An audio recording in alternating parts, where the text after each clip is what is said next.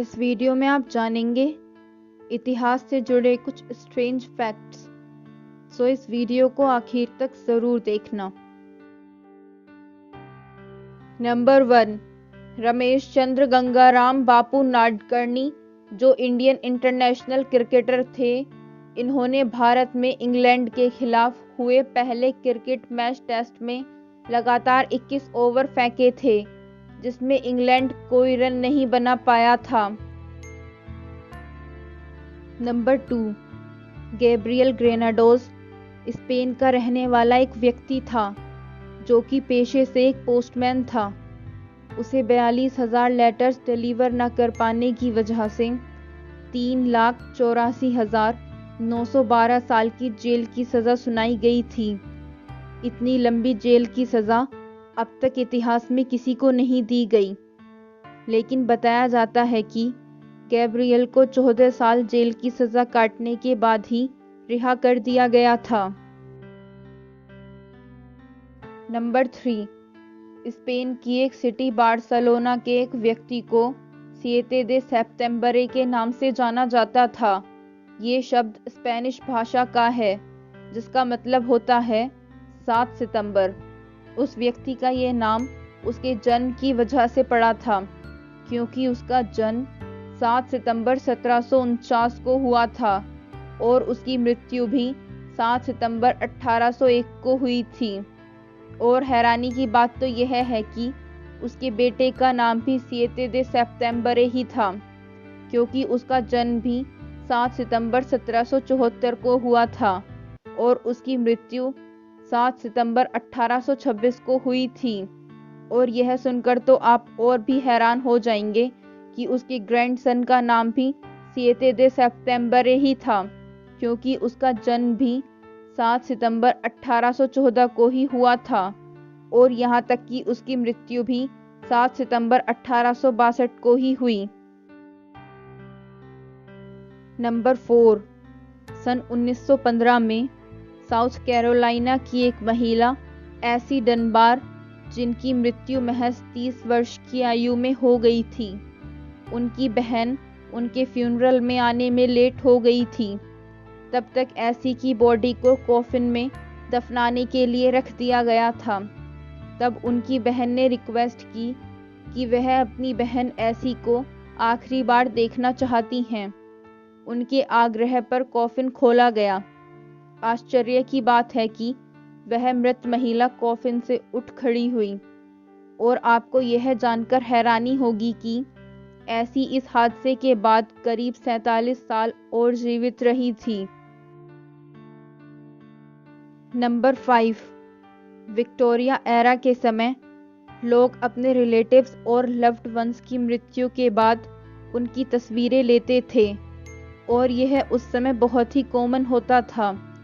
लोग अपने मृत रिलेटिव को उनके सबसे अच्छे कपड़े पहनाकर और उन्हें लाइफ लाइक पोज में बिठाकर तस्वीरें खींचते थे। ऐसा करने के पीछे का कारण उनकी अंतिम छवि को याद के रूप में सुरक्षित रखना था। नंबर 6, वूली मैमथ्स, जो आज पूरी तरह से विलुप्त हो चुके हैं, लेकिन यह सुनकर आप चौंक जाएंगे कि 2500 BC में जब इजिप्ट के पिरामिड्स बनकर खड़े हुए थे, तब तक भी ये मैमथ्स हमारी अर्थ पर घूमा करते थे। नंबर 7, सर चार्ली चैपलिन को तो हम सब जानते ही हैं। जब वे काफ़ी फेमस हो गए थे, तब एक प्रतियोगिता रखी गई थी, जिसमें लोगों को खुद को चार्ली चैपलिन जैसा दिखाना था। जब इस प्रतियोगिता के बारे में चार्ली चैपलिन को पता चला, तो उन्होंने भी इस प्रतियोगिता में छुपकर भाग लिया। लेकिन कितनी हैरानी की बात है कि वे 7वें स्थान पर आए थे, जिसका मतलब तो आप समझ ही गए होंगे कि उस प्रतियोगिता में 6 ऐसे व्यक्ति थे जो चार्ली चैपलिन से भी ज़्यादा चार्ली चैपलिन जैसे लग रहे थे। नंबर 8, यूरोप की एक कंट्री लिechtenstein ने सन 1860 में केवल 80 सैनिकों के साथ इटली पर आक्रमण किया था। और आपको यह बात चौंका देगी कि उनका एक भी सैनिक इस युद्ध में नहीं मारा गया था, बल्कि वे 80 से 81 होकर वापस लौटे, क्योंकि उन्होंने रास्ते में एक मित्र भी बनाया था। नंबर 9, 1770 में ब्रिटिश पार्लियामेंट ने लिपस्टिक की निंदा करते हुए एक कानून पास किया था, जिसके तहत उन्होंने लिपस्टिक को बैन कर दिया, क्योंकि उनका मानना था कि कॉस्मेटिक्स के माध्यम से पुरुषों को बहला फुसलाकर शादी के लिए मनाया जा सकता है। और कितनी हैरानी की बात है कि इसे विचक्राफ्ट में क्लासिफाई किया गया था। नंबर 10, मैक्स प्लैंक, जो एक जर्मन बोर्न थ्योरेटिकल फिजिसिस्ट थे। एक बार उनके प्रोफेसर फिलिप वॉन जोली ने उनसे कहा था कि वे फिजिक्स में ना जाएं, क्योंकि फिजिक्स में ज़्यादातर सब कुछ खोज लिया गया है।